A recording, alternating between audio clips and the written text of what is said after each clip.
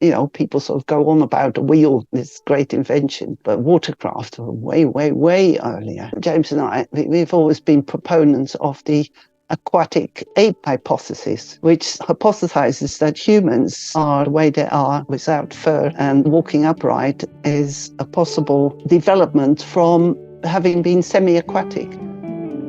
Welcome to the Water People podcast, where we talk story with some of the most adept and interesting water people on the planet. I'm your host, Lauren Hill, joined by my partner, Dave Rastovich. For us, this is a place to exchange not just ideas and practices, but stories, experiential knowledge gleaned from the aquatic adventures that shape us. We acknowledge the Bundjalung Nation, the traditional custodians of the land and waters where we work and play, who have cared for this sea country for tens of thousands of years. Respect and gratitude to all First Nations people, including elders past, present, and emerging. Let's raise a glass to something bigger than just great beer. Meet Stone & Wood, a brewery that thinks big and acts small. Today we're in conversation with Hanneke Boon, head of James Wharram Designs. Born in the Netherlands, Hanneke grew up in a sailing family. She was building and sailing Polynesian Catamarans at the age of 14 and joined the James Wharram team at the age of 20. Being a gifted artist and graphic designer and craftworker, she became James Wharram's co-designer. She's drawn the majority of the Wharram boat building plans since the 1970s. She's built or taken part in building more than 16 Wharram designs, including developing many prototypes and the 63-foot Spirit of Gaia. She's also an expert epoxy worker. Hanneke talked us through the simple joys of life at sea and the central role that sailing has played in human evolution. 71-year-old Hanneke Boon, how was your experience of connecting with her? Wow, just such a great experience to hear nearly 71-year-old Lauren, woman speak of hull angles and water lines and beam ratios and all these incredible watery insights and applied knowledge and experience. I just loved that she has an almost photographic recollection of all of those things, and just thinking of how many plans she's drawn up, how many sketches of boat design, and how much inquiry, active inquiry, has gone on in decades and decades of water time and craft, dreaming and building. It's just amazing. Our conversation with her made me think back to our conversation with Dr. Stone, who wrote a book called Play Forever. His episode released earlier in the season. And basically he said, if you want to play forever, just play forever. And Hanneke, I feel like, is just such a testament to that. She's kept sailing, swimming, drawing her plans, her incredibly detailed architectural plans for these boats that thousands of people all around the world have purchased and engaged with to build their own seafaring crafts. And she's just kept at it. What experience have you had with older women sailors in your life, Lauren? Zero. Yeah? Really. Sailors. I have very little sailing experience, except for the time we took little Hobie cats down the coast of Southern California over the course of 20-something days, but that was more pedal-powered and a little bit of sail manipulation, but not a lot. But how inspiring to see the longevity that one can live in a sailing life. Yeah, 100%. And I've always felt that the sail is the most elegant mode of movement in the human world, and that it's one of our most beautiful creations. And one of our earliest, very likely. The earliest. Yeah. How to get across that channel to get that feed for your family or whatever the motivator was. Such a great way to move. And you can just hear in her voice the awe and the love of that still. Yeah, I loved in our chat, she brought up the wheel, how we make such a big deal about the wheel for human invention. But before the wheel, we were moving across great swaths of water by sail, by raft, or by boat. And moving through and across water is very much a part of what makes us human beings.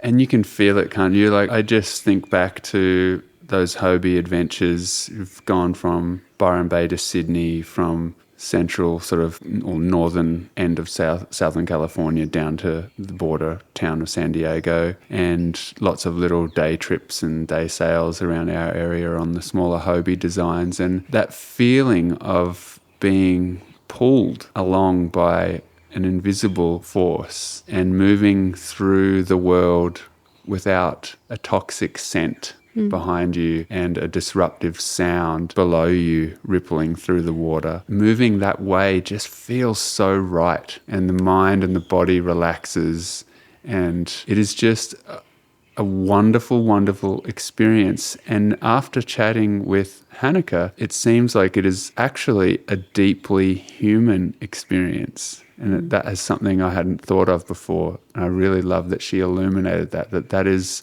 part of our human story further back than many things. Thinking of Stone Age tools and stones, like she said, the stones were being used to cut rope and to cut lines and to make fabric style things to move through the world. And so those things deteriorate and don't live in the world as long as a stone tool, but they were central and such a deep part of our story as well. They were the reason why. Yeah.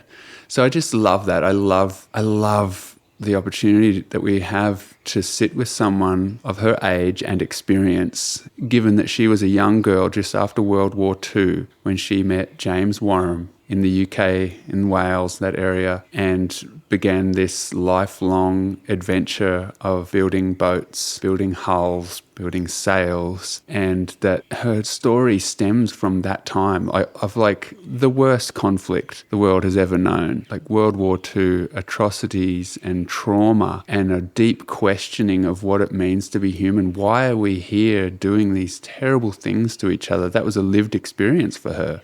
And for James. They were young, but they were in that world. They were in England when it was getting bombed. They were seeing that conflict. And so I think that's a really interesting perspective because, you know, those of us of our age and younger, a lot of us have very good fortune of not being born into conflict areas. We haven't been drafted and dragged away to war. It's certainly happening on the planet, but for a lot of us who are listening to this, we probably haven't had that experience. So I don't know, there's something in that too, which is just really validating and which makes me really want to pay attention to what someone like Hanneke has to say, what we do with ourselves and our time and our life on this beautiful planet. And I feel like what she has done is very admirable and artful and a beautiful thing.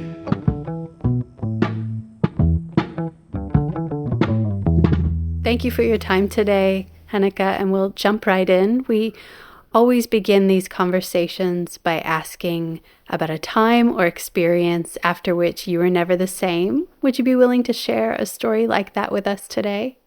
A momentous moment in my life where things changed and led to my current life. In 1967, way back, I was almost 14 and I'd been in a sailing family from birth, basically. My father always had a boat. We used to sail on it. Very simple sailing on Dutch waters. Because I grew up in Amsterdam, was born in Amsterdam and grew up there. And so we had boats in the inland Dutch waters and we would sail and that. So from early on, I was a sailor. But my father had then read in, I think, a Dutch sailing magazine about this character called James Wharram, who had crossed the Atlantic and things on a catamaran, and he was interested in that. And the article was about a 22-foot design that he had done. And he looked at it and he said, I like that boat. It had a sprit sail, very shallow draft. Yeah, it had a traditional look like one of the old Dutch boats, and he liked that too. And we were going on holiday by this time to England for camping holidays. I'd been doing that twice and we were going to go again. And so this year we were going to Wales and we headed for North Wales, which is where James Wharram was living on the catamaran he'd crossed the Atlantic on. And we dropped by for a visit, basically. From there, all our lives really changed because James Wharram became a very important character in our lives. And my father bought a set of plans and we went back to Holland and we built the boat. So when I was 14, I was helping building boat. 14, 15. And as a result, my father was regularly in contact with James. They used to exchange letters. They had a lot in common and they liked to discuss all sorts of things. And my father then invited him over to Holland to come and give a talk and a lecture at the local boat club where the boat was being built. And that was a big success. And he stayed with us in Amsterdam in our flat. And then next camping holiday, we went back to Wales because by this time, James had started building his tahini. So we thought it was fun to go and volunteer and help. And so we camped nearby and we used to go there and do bits of work. And the year after, we did the same. And my father became an agent for Wharram Catamarans in Holland. And in 1968, there was also the multi-hull club started in Holland, which my father was a founding member of. So we got deeply involved in multi-hulls and James Wharram Catamarans and everything. We started, we made the club magazine, that Dutch club magazine in Holland, and we were all involved. We started printing it, the old-fashioned way where you sort of wind a machine and what is it? Sort of duplicating machine and things, and then I had to staple it all together and all the rest. So that's where my life changed in the direction where I've been ever since, really, because I then got more involved during our helping on tahini. James was very impressed with my artistic skills. I did some wood carvings and I stayed a bit longer. And one thing and another led to me joining them when I was 20 and sailing across the Atlantic on tahini. Wow. So that's where it started. You may have, if you've read our book, People of the Sea, this story is described in there, how that happened. And that was my beginning as, working and designing Wharram Catamarans, which I'm still doing all these years later. So amazing. Hanneke, was there something about the way you were raised or your childhood that shaped your sense of design? Yes, I would say so. Because we had very simple boats. I think the biggest was probably, I don't know, they seemed big to me when I was small, but they were definitely less than 30 feet long, the biggest. Wow. And it was just very simple. We had a bucket for a toilet. My mother cooked on one single gas hob burner.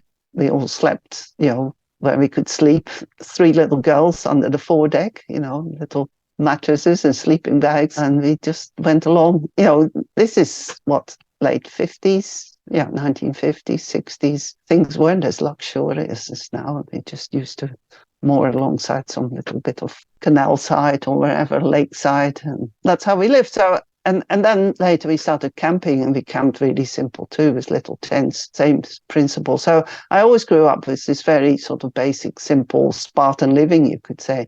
And I've always liked that. And of course, the boats we sailed on, I learned to sail, just by absorption as a child. And did I read something about you cutting out pieces of cardboard and making models from a young age? Yes, I don't know where you heard that, but yes, I was always making things from very little. I was always a maker, and I could always draw. I was quite good at drawing as a child already. But you were especially gifted with being able to convert the 2D to the 3D, it seems. And yes, I've always had a very good 3D visualization. Yeah, so I could always work things out. Yeah, and then later in secondary school, when we had maths and things, in Holland, it was called stereometry. It's the 3-dimensional geometry. It was a special separate subject we had, where you do all these things with cylinders and pyramids and cubes, and you have to work out, the area of a certain cut through and that. And I thought this was great and easy, and I always could do that. And so I always made 3D things when I was little. I did a lot of sewing. I learned to sew early. And both my parents were artistic and skilled at making things. My mother always made our clothes, so I learned to sew very early on. I think my grandmother taught me to knit at first. My father could do carpentry, and of course we did the boat building, but actually his father had been a carpenter, but he became then an engineer for the public works in Amsterdam. He worked on bridges and calculations. A very clever man, actually. But his origins were in carpentry. In fact, I'm going to go to Holland next week, and I'm collecting my grandfather's carpentry chisel and kit in a big wooden box because my father died last year, and I'm going there to go and collect some heirlooms, as you might say. Well, he was 97. 97, he had his innings. He was ready to go. That's amazing. What a great community and creative culture it sounds like you were a part of. It sounds like if you had a vision for something, it seems like the only thing left to do was to see it through and make it happen. It sounds like a different world to now, perhaps. Yeah, I think the 60s, late 60s and 70s were a different world. There weren't all these kind of restrictions, actually. Now everybody's got to be kept safe. You can't do this, can't do that. You've got to have permits to do this. You've got to have a license to sail and all sorts of things. That just didn't exist. People just went and did things, adventures, and you could go and live on a boat on a beach somewhere, and there was nobody stopping you doing it. And it was a good time, actually. It was and it was very much the opening up of people's ideas. A lot of alternative ideas going around in the 70s. Particularly in America, I think they had all these different house building things. And we've got lots of books on those, on geodesic domes and pole buildings and God knows what else. And we really like those kind of things. And have you ever heard of the Whole Earth catalogue? Again, published very early 70s. And I have just heard about the Whole Earth catalogue for the first time, and it is now referred to as the very first social media network. It was taken from a printed book and then put on the web for the first time, and it was the genesis of all social media as we know it. Yeah, right. Yeah, well, there was a small piece about Wharram Catamarans in it because it fitted in exactly with all this other alternative living and things. So, while I was in India, I heard the word catamaran. Yes. But catamaran means tied logs in Tamil, and was the name for a little sort of log raft, really, which they used just inshore.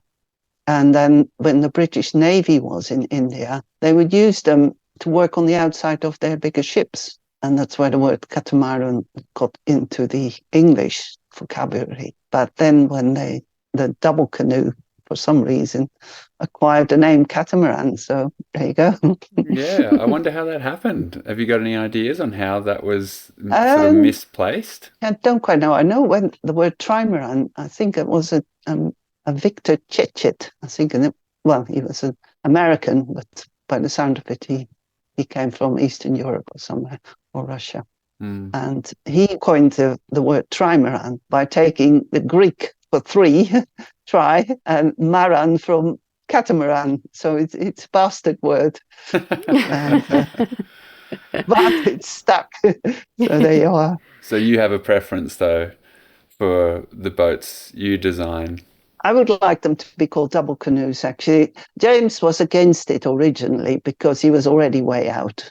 And that way they would say, he's just designing sort of native craft, And often the word canoe, people think canoe, it's little paddling canoe. But I think days have changed. And with catamarans now basically being all these plastic, fantastic kind of turreted devices that sail the world. And I personally don't like to be associated with that, really. So the word catamaran, nowadays when you say, I've got a 63-foot catamaran, they sort of visualize some sort of big lagoon or something.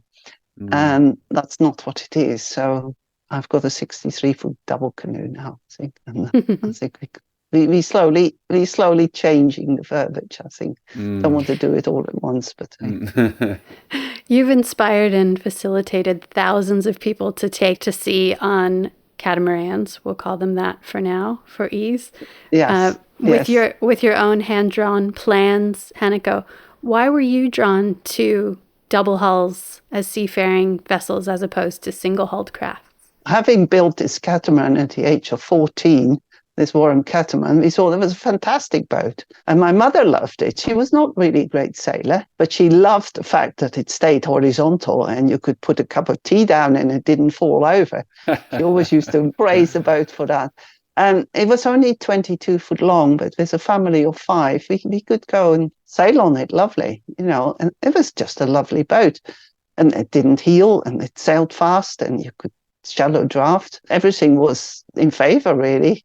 And from then on, I've hardly ever sailed a monohull, to be quite honest. And then I crossed the Atlantic on 51-foot Tahiti, which was a wonderful experience. It was a much bigger boat and my first ocean sailing. I'd never done that. I didn't like all catamarans, but I liked those. And I still like those, and I'm still, convinced they're the best shape to sail. In the early days, there was always this controversy amongst the sort of catamaran followers. They all said, well, feet hulls, too much lateral plate, too much water resistance, wetted surface. No, not good enough. You should have round bilge boats because they've got less wetted surface. They go faster. And there was always this argument going on. And if you find the early books on multi-hulls, you will see that issue being addressed. But the more I've over the years thought about it, I really feel our V-hulls have got a lot of advantages that most people are not fully aware of. A much softer ride because they can sink and slide in. And also actually very fast because, do you want me, I can be a bit technical here. Please do, yes. Because people always say, well, the beam length ratio on the waterline, and our catamarans are generally somewhere around 11 to 1, 11 long, but 1 wide, so quite slim hulls. You'll find a lot of the modern multi-hulls are actually quite fat, a lot fatter. Some as fat as 8 to 1. And in fact, you lose a lot of speed, so the actual cruising ones. But they need to be fatter to carry all these motors and kit and everything that they carry on board. That's right. But if you have a V-hull and you've got a beam length ratio on the waterline of, say, 11 to 1, or even 10 to 1, a bit fatter. But if you slice the hull, if you see it as a sculpture shape, V'd and like that, and you've got that waterline up here. Now you can slice it into slices like a cake horizontally. Now each slice you go down gets thinner and thinner and thinner until you come to the keel. So what goes through the water is slim down below, and the fattest is on the waterline. And where it's on the waterline, in fact, it can push the water out quite easy because it's near the surface. It's got space to go. Whereas if you think of a round bilge hull, it's trying to push the water downwards mostly, but it's got to push. So you don't have this splitting effect that you get from a V hull. And I think that's what makes them sail fast, and also sail very fast in very little light winds. Very good coasters often because of that. So it's not all wetted surface, which has always been the thing they said you need for speed. I mean, the reason a lot of these modern multi-hulls will go fast, these luxury ones that are these cruiser racer types, is because they've got massive sail area on them, and actually they often have got quite bad stability. I look at these promotional videos and photographs, and they show these, things like the gunboat and boats of that sort of ilk. They often show them with one hull out of the water. Well, that's the point of capsize almost. From that point onwards, your stability curve goes whoosh down, and you only need to go a bit beyond, and you're over. And so James, from really early on, always fought this, and me with him, and we've written a few articles on the subject, which you can find on our website, because, a cruising multi-hull should not capsize.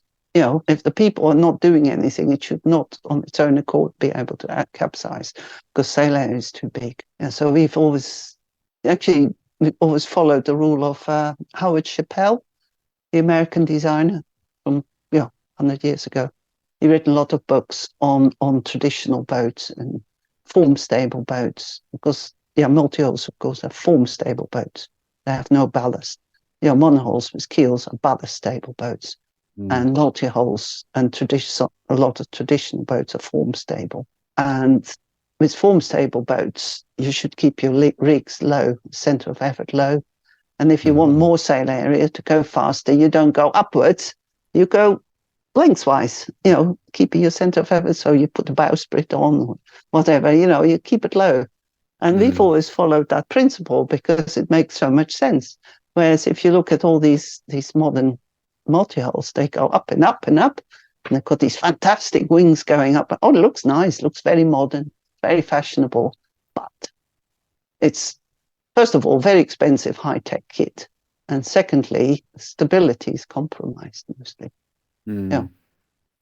It's so great to hear you speak such experiential knowledge there, Hanneke. It's so great because I can really hear in your voice the personal experience of what you're talking about and the feeling of moving through the water in that way. And I have to say, we've just started a build on a Tiki 30 and we're nearly through the first hull, making the first hull. And we went to see just down the way from where we live, half an hour away in a river system, a beautiful, finished and well-kept Tiki 30 called Magpie. And that boat is just moored in a little inlet next to some beautiful waves. And we were sitting down looking at the nature of the boat, and that's just what I was saying to my friends, was how low and wide, like a gannet soaring through the air with the wings wide and low, going fast, and it just looked like an organic, natural shape. And there were other very angular, very straight, almost like digital, synthetic-looking boats around it. But this they are Tiki digital and 30 was synthetic. Are they? So yeah, Because, have you got some thoughts to about be quite honest, most modern multi-hulls, they're all designed on computers, right? And they're all drawn on computers. I don't think a hand-drawn thing ever comes into it anymore. Whereas we've always worked from hand-drawn models, actually making models. You see, another thing is, if you build in a natural material like wood or plywood, it has its own bending properties, right? And to build in wood, you've got to stay within these bending possibilities. And a natural piece of wood bend generally gives a nice curve, natural curve. Whereas on a computer and working with molding glass, you can make any shape you like, as long as it can come out of the mold, of course, but they can work that one out. So they make all these shapes, and they generally make them look in the modern idiom like modern cars. You see all the styling going right through. If you look at all the different ages of multi-hulls and you compare them to car styling and boat styling, they go hand in hand very often, And nowadays, the modern multi-hulls have got almost that spacey look, but very similar also to cars, all sleek and we've just stayed outside fashion, which has actually been a big advantage because the boats then can stay beautiful because they're not within the fashion thing. Whereas other, catamarans designed in the 60s and that, people look at them and say, oh, really old-fashioned and all the rest, whereas, these early Wharram catamarans, they still got it. In fact, there's a big revival of the early ones now with women in the wind sailing, Kiana sailing her 50-year-old boat. And there's quite a lot of people now looking for these old boats and putting them back together and making them sort of ethnic-y and more rope lashings and all the rest. And it's great to see, actually. I'm really happy with that development. That's nice to hear. I was wondering if you would like to shed a little light on how it's felt over the decades of helping people like us who have a dream of wanting to build your own boat and adventure and make the world feel accessible and possible, and that we don't need to have millions of dollars to do this. How has it felt to be right there in the wheelhouse, like making people's dreams come true over the years via the boats. I feel it's my life's mission, really, to do that. I've never felt I could stop doing this. This is what I have to do. I'm not currently actually designing any new boats right now. We're kind of consolidating our design range. I'm checking over plans and improving things, improving the printing, the presentation of it, and getting all our texts and drawings all digitized so we can print them easier. So for the future, making them future-proof, really, so that if I'm not longer there to organize things, anybody can basically still produce these plans for people and it will be good and accurate. So, I mean, I'm still designing things, but not necessarily boats. Actually, I've been helping my son build a tiny house or design a tiny house and doing a bit of the building finishing work. It's now just finished. And it's a bit like a boat, actually. It's like a big wagon, arched, like these old pioneer wagons. And then the inside, we ended up, because they had to be built light, because the base could only be, had a weight limit on it, so we sort of keep it light. And so we've gone for a canvas, and so it's wood and canvas and insulation and stringers, just like a boat hull upside down. That's sounding like a multi-hull. Thin plywood lining, and so the inside is all lined with plywood, nice varnished plywood. And so it's got some bulkheads in it, obviously, for stiffening. And my son made beautiful epoxy fillets all around the bulkhead, so it looks like it. Sounds very familiar. Yeah, so we've got a little boat interior. So that's where some of my design work has gone recently. But there are other things I'm working on. But I also been doing quite a lot of sailing. Like last year, I moved our 63-foot boat, a year and a half, from Greece to Portugal, 3 stretches sailing, which I enjoyed. And she's now in Portugal, in a lovely place, actually, a very nice natural place, lagoon.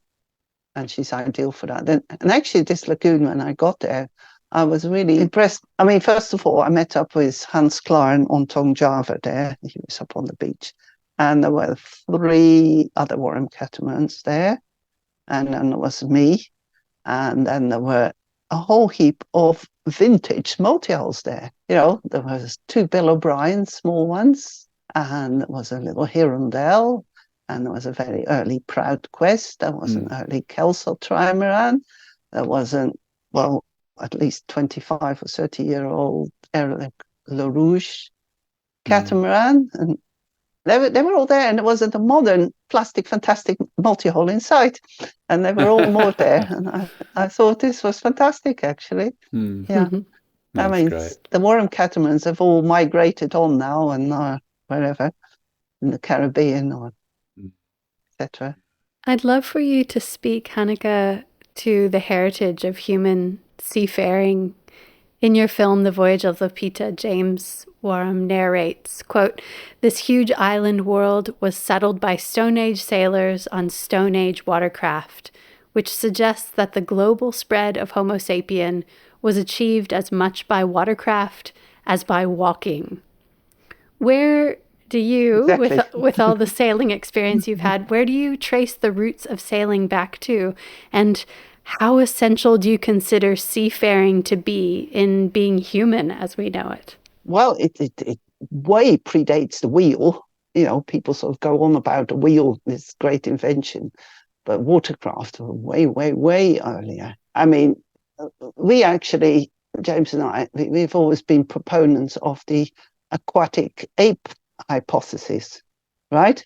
Which hypothesizes that humans are the way they are without fur, and walking upright is a possible development from having been semi-aquatic, which makes a lot of sense. There's this savanna theory of mankind coming out of the forest and things like that and living on the savannah, and therefore they had to walk on 2 feet and they had to sweat in that, which absolutely makes no sense at all, because there are lots of savannah creatures that don't do that at all.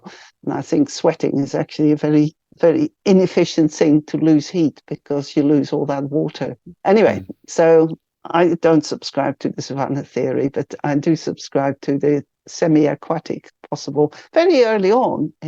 But humans, I think, moved to the coastlines because food-wise, it was very easy finding food on the coast. The fish, shellfish. I mean, where I am now in this lagoon in Portugal, the sea life under the boat is fantastic.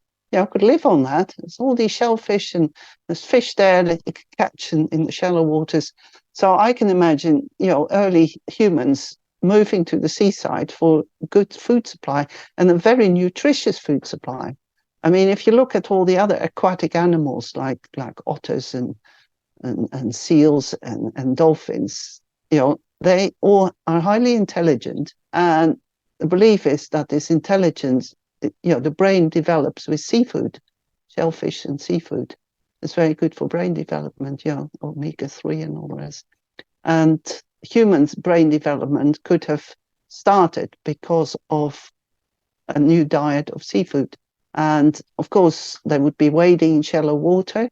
And if you see chimpanzees now in shallow water, they will wade on their back legs, and David Attenborough has done things on this, and you see these apes walking on their back feet. And of course, with the buoyancy of the water, it's much easier to walk like that. And if you keep doing this a lot, your body eventually will adapt. And of course, we have a diving reflex, a really good diving reflex. That's why people can do all this free diving. And of course, we've got a nicely streamlined, stretched out body, and we've developed subcutaneous blubber, fat, which keeps us insulated in water, and all these things. It all makes sense. And actually, David Attenborough is a believer of this. He did two very good radio programs on it, on the aquatic ape theory or whatever. The waterside ape, I think it's called. They're available on BBC still, radio. I can send you a link if you want to see them. And anyway, let's move on from the aquatic ape.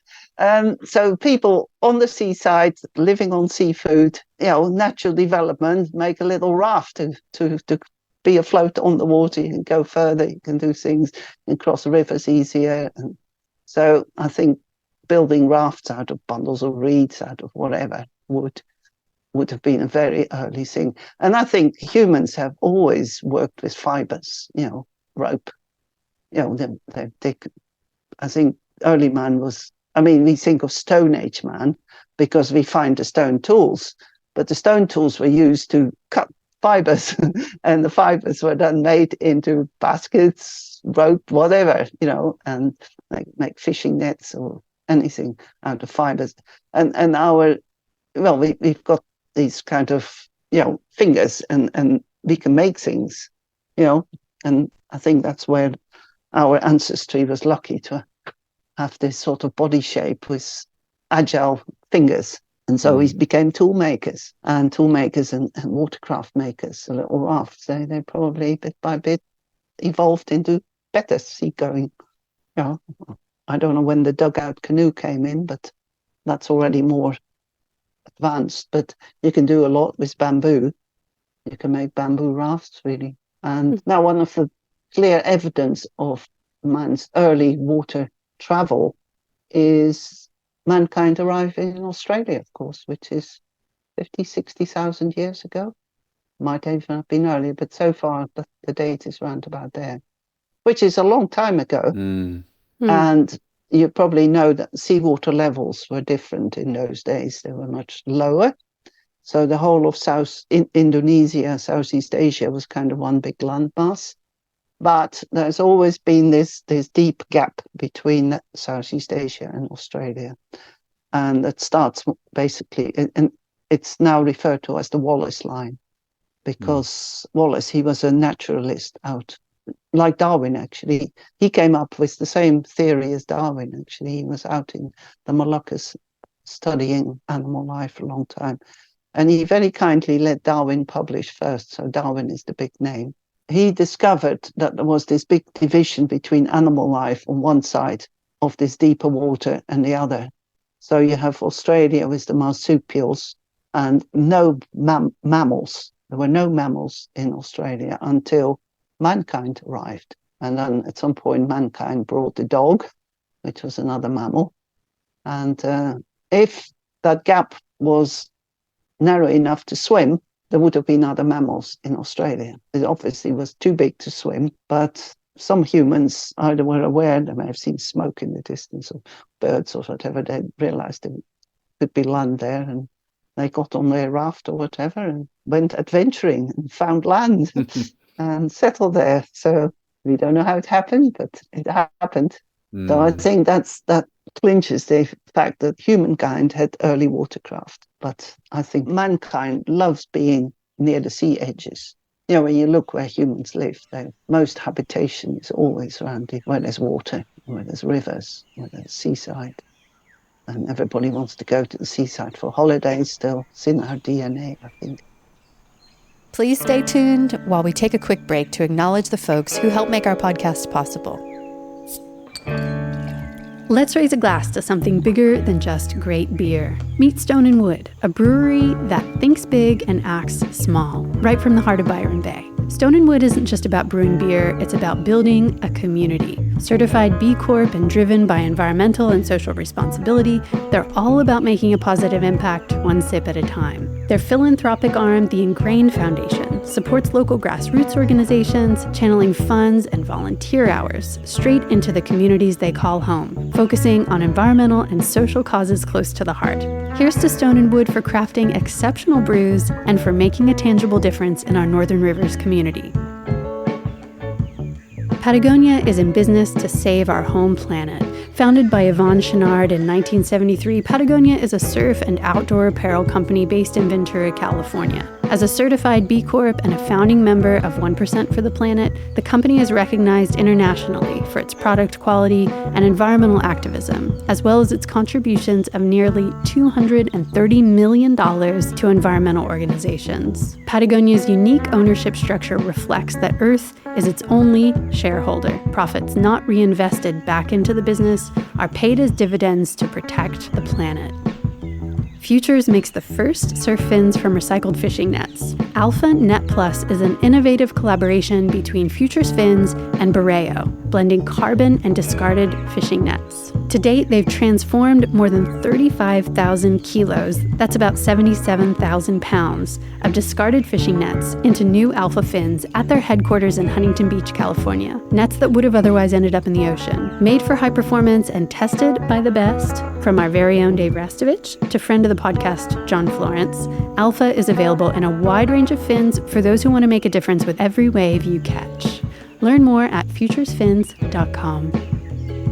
The best summer surf seasons go hand in hand with fried eyeballs. Looking perpetually red-eyed might be an indicator of good times, but it also hurts. Good sunnies are non-negotiable, but ours inevitably get jumbled in the beach bag and the lenses get shredded by sand. Child, that's CHILDE, Eco Eyewear reimagines the way we use sunglasses. Instead of tossing out frames because of scratched lenses, the Child for Life program offers free lens replacement up to 12 months from purchase and for a small fee thereafter. Child makes sunnies and prescription glasses from plants, not petrol. It's eyewear that's made to last and able to be repaired for a smaller energy footprint. Let's reimagine the culture of disposability together. Learn more at childeyewear.com. I was reading today A Voyaging Canoe for Tikopia, James's writing from 2006, and in it he wrote, quote, "All my life people have been helping me with advice, physical work, and in providing me with hospitality. Then there are the people whom I have never met, but have provided me with inspiration. Sometimes I think it will take several lifetimes to discharge the debts I owe. One group of people who have provided me with inspiration during my whole sailing life are the seafarers of the past, in particular the Polynesians. In my design work, I've always honored them. Now 50 years since my first voyage on a double canoe, inspired by the Polynesians, the Tangaroa, there is an opportunity to discharge my debt to the people of the Pacific. In January of last year, Hanneke had a heart valve replacement operation. After a tense 32 hours under anesthetic due to some complication, she very quickly started to recover. A week later, sleeping, resting in our studio and reading a book, Collapse, How Societies Choose to Fail or Survive by Jared Diamond, who discusses the unique surviving self-sufficiency of the tiny, remote island of Tikopia, Hanneke had a vision. Can you tell us about that vision, please?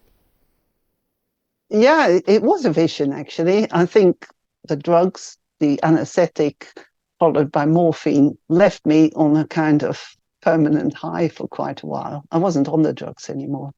But I remember waking up 6 a.m, I think, wide awake, and suddenly I was inspired. I had this idea, why don't we build one of these boats? We had a builder in the Philippines, Andy Smith, who used to build boats here in Cornwall, by the way, and set up a boat building firm there. And he had already designed a boat for an American, lovely American, Glenn Tiemann, who's still got it. He's roamed the whole Pacific in it.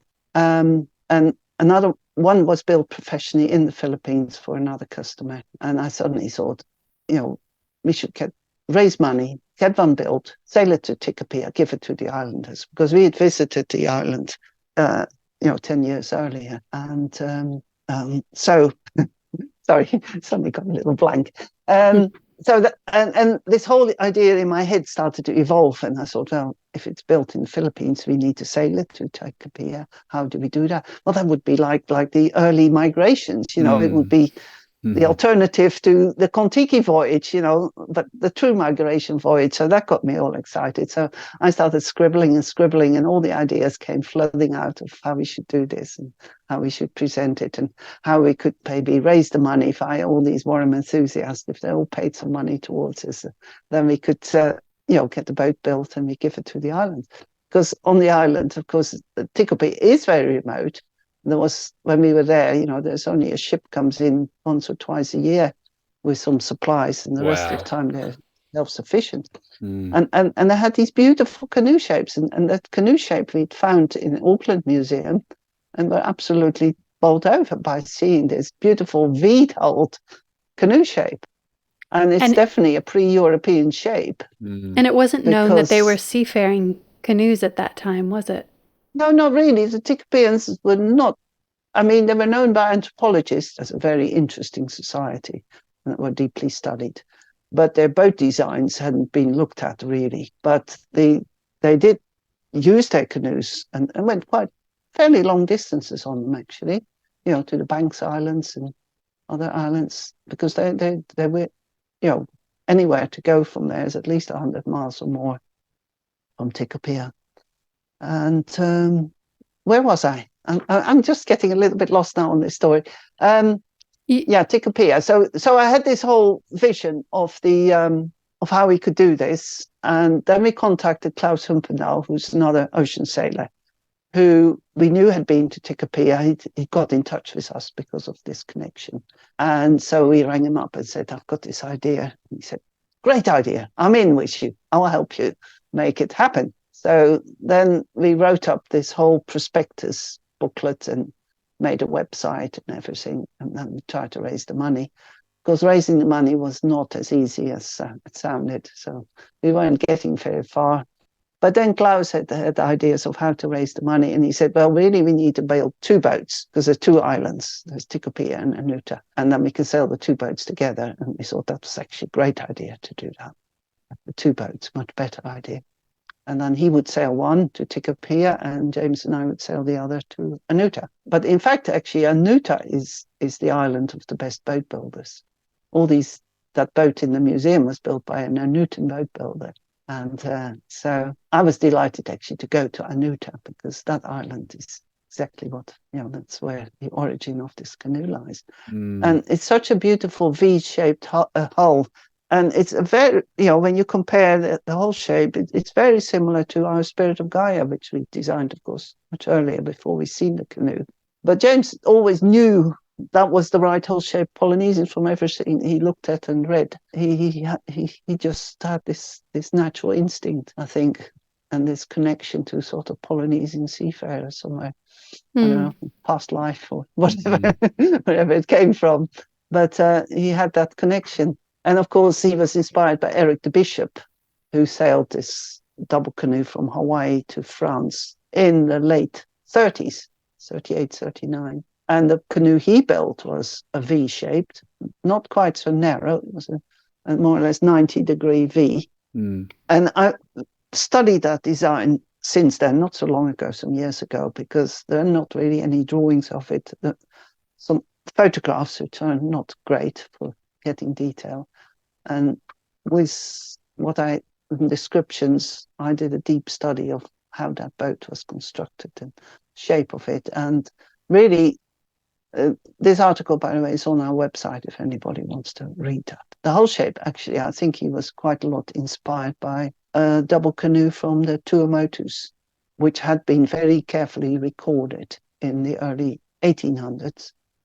And the Bishop Museum in Hawaii, of course, had just published Canoes of Oceania, which is a big book on all the canoe shapes that had been studied during the 30s. And that boat is in it. And I think the Bishop was inspired by that shape and he followed it. And of course, now, currently, people who have heard of the boat Ontong Java, built by Hans Klaar, Ontong Java is basically one of these Tuamotu canoes.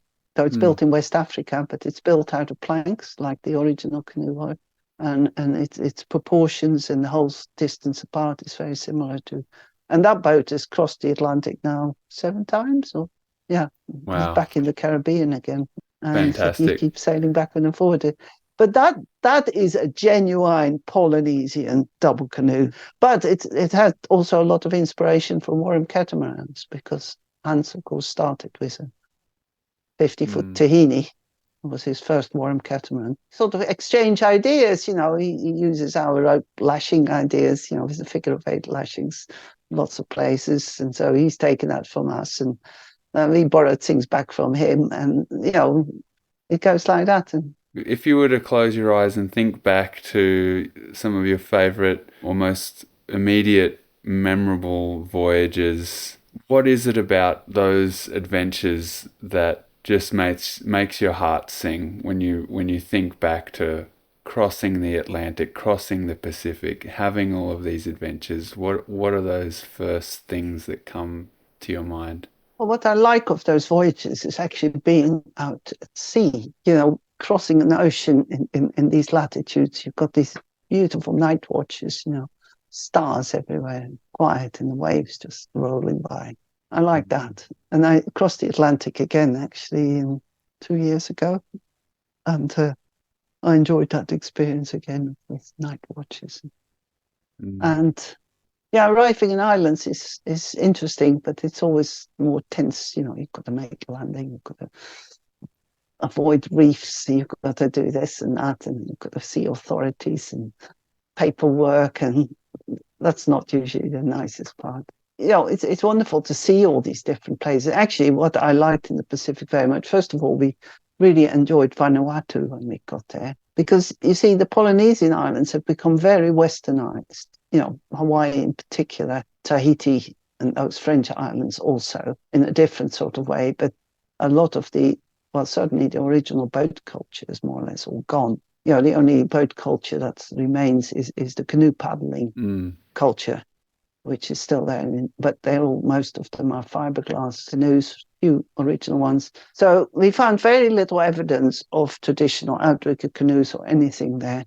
And then, of course, a year later, we went to Vanuatu, and there were all these beautiful little dugout canoes being used on a daily basis. They commuted in them from small island to big island to their gardens. They were in daily use, rather like bicycles in Holland, I used to say. And they were beautiful, and they varied in shape and all the different islands. And everywhere we went, we took photos. I did measurements and sketches, which still got the whole sketchbook full of that stuff, which I never further worked on. So that's where we actually started finding canoe culture. And of course, the same in the Solomon Islands. There are a lot of canoes there. And New Guinea still has a lot of fascinating old canoes, which we didn't get much chance to see, but I know it's there. I've heard that you were amongst the first in the UK to water birth. Is that true? And what led to that? What led to that decision? That was quite an uncommon thing to do. Well, first of all, the famous aquatic ape hypothesis, which we'd read about already in the 1970s. Yes, we got Elaine Morgan's book out. Elaine Morgan is a Welsh author, and she'd been inspired by this, and she wrote a book to popularize the whole idea. I have it and here. We got that already. Yeah. The Descent of Woman. And we still got the book. James borrowed it from the library and never took it back. He was so fascinated by it. So it stayed. It's in good hands now. So that was that. Then dolphins came in it. Yeah, in the early 80s. We had, dolphins around a dolphin around the coast, a friendly dolphin. And we had been out there with our boat and swimming with it and things like that. And there was a chap in England called, this story goes even further back. There was in New Zealand, Wade Doak. Have you heard of Wade Doak? I have Wade Doak's who had the Dolphin book. I've got yes, that. exactly. Yeah. So that's Wade Doak and Dolphin. And he had a Wharram Catamaran, of course. And Ruth used to be in regular contact with him. And she, in fact, visited him in the 70s. And so we got more and more interested in dolphins and their relationship to humans and that. And then in 83, we actually took part in a film with our tahini, because in England there was this chap called Horace Dobbs who had been doing a lot of study and time with a dolphin called Donald or Beaky, and wrote books about it. And we were friends with him. And then there was the next year in 84, another dolphin turned up around the Cornish coast, and we did a lot of swimming with him. And this was the time I wanted to get pregnant, and then got pregnant. And I also had been reading about Michel Audin, who did water births in France. And then there was this Russian called Igor Tchaikovsky, who was a book called Water Babies, I think, written by Eric Stieblatt, about water births. And so we looked at all these things, and of course we thought, with our aquatic origins, I just felt this was the right thing to do. So we organised it, against maybe medical advice locally, because they weren't into that yet. But and we managed to get a lovely homeopathic doctor to cooperate and help us. Built our own tub, and it was a very successful water birth. And in fact, the doctor was very impressed with it, and he said, "Can I borrow the tub? I've got other women that want babies, and could they use it?" So he borrowed it forever, and I think 60 babies were born in that tub. Oh, wow. That's great. Wow. and he used to have a Volkswagen Beetle car, quite small, and he used to carry it on the roof of his Volkswagen Beetle, house to house. Wow, He was a bit eccentric too. Yes. Like And in fact, there was a book written called The Water Birth Handbook, which you might be able to get hold of by... I have this name blank every so often. all good. I've got a huge memory, but there is a... You do. You really do. It's unbelievable. Roger Litchi. Roger Litchi was his name, and Eileen Herzberger. They wrote this book, the Water Birth Handbook. I think it's out of print, but they still appear on second-hand market, which is very good. So that's how we ended up with the water birth, because then we started building Gaia, which was supposed to be a dolphin research ship, really. After all these things, because with Wade Doak's work and everything, and then we saw with these dolphins on the coast how they tended to get harassed by people on the shore, and really to study dolphins, you've got to be further out to sea where there's no harassment, and maybe have a boat that you can stay near dolphins longer.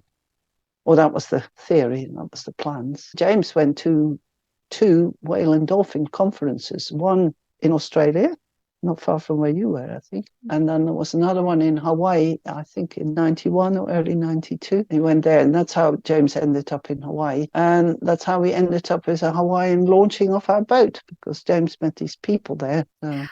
I read that yours and James's son, Jamie, said, quote, "I do like the calmness of the ocean. though, that parenthesis effect, detached from our hectic lives on land. In fact, I think the best thing about sailing is remembering long voyages, not making them. I wanted to ask you, Hanneke, what do you think a seafaring life has to offer us that land life doesn't in modernity? Independence, you know, it is a self-sufficient life. So once you're out on your boat, of course, you've got to go on land and buy your food and stock it all up. But once you're on your boat and you've got your food on board and your water on board, you're totally self-sufficient, independent, and you make your own decisions and you take your own risks. There's nobody telling you what you can and cannot do once you're out of sight of land, basically. Well, in most places. And, and it gives, you've got to have your own inner strength to do all this. And I think it's very good for people to have to make their own decisions and they're responsible. And particularly on a boat they've built themselves, if anything goes wrong, they can repair it, they can deal with it. They know exactly what their boat's like. It's not like a lot of yachts, when something goes wrong, they've got to go into port, they've got to get technicians in to deal with the problem. Whereas we try to build our boats that you don't need that. And, we have the minimum of systems on board, because it's always systems that go wrong, electrical and whatever system. So I like to avoid them. So I rather have simple things. We have a hole in the deck for toilet or a compost toilet in harbour. We have water in jerry cans, and it's just so simple. Wash up and don't even have a sink. You don't have holes in the boat. No through-hole fittings. 2 outboard motors, which have gone wrong, but at least you can take them off and take them somewhere and say, here, do this. Repair it.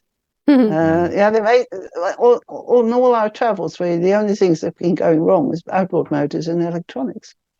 Masthead fittings wear out. What has sailing taught you about being human? Only humans sail, of course, but I find I'm a very independent person. I'm not a rule follower, really. I'm a bit of a rebel, really. And, so I like the alternative living and being my own person, making my own decisions, doing what I want to do. Meeting other people is the same approach to life is nice. Other sailors. But, and of course, I've got this contact thing with hundreds of people all around the world while I'm at home as well. People building our boats, people sailing them. And now, of course, with social media, we've got this huge network of people who can talk to each other. This is, it's quite amazing, really. When you look at that Wharram Catamaran Facebook group, it's got more than 10,000 followers. So they're all people interested in Wharram Catamarans. They don't necessarily all build boats, but quite a few buy second-hand boats, of course. I mean, the second-hand market, of course, is increasing all the time. But I don't mind that. I think it's nice that these boats get revived. Do you have a sense for how many people get to the completion of their boat build? We've been sitting with the plans. I've always used this sort of offhand figure, well, maybe 50%. I don't know. I really don't know. Some people build 2 or 3 Wharram Catamarans in their life, so others probably plan to sit in a drawer for the rest of their life. Yeah, well, we have plans number 316 for the Tiki 30, sitting here, getting covered in dust and shavings and bits of resin and all kinds of stuff. And it just feels like a real honor to have those plans, which are so beautifully drawn and written by your hand and your eye. And it's a real treat for me to see friends' eyes light up when they look through the plans and see that they are artful and they are hand drawn, and then they look at the hull and they see that same artful and organic series of curves. Because we're all surfers, we're very tuned into looking at subtle curves in surfboards, and so looking at what you all have created for so many years, and hopefully that'll continue many, many more years. It's just a real treat for us, and I just wanted to say thank you for having Well, shared that so well. It's just such a treat to have sent the request, and you all sent those plans, and away we go. And now we're getting stuck into it. I enjoy drawing plans, but it's a big job. It's a long. It's not something you do in 5 minutes. And I only do hand drawing. I've never moved over to computer drawing. I enjoy hand drawing. I can draw quick. I can sketch things out quickly. It doesn't take me. It's not difficult for me. And I think with a pencil in my hand, if I'm trying to design something, I'll do sketch it out. I'll visualize it in my head over and over again, but then I'll also sketch out. And then I try to put measurements to it and see if it still works. If the actual measurements are on it, is it still going to work just the same?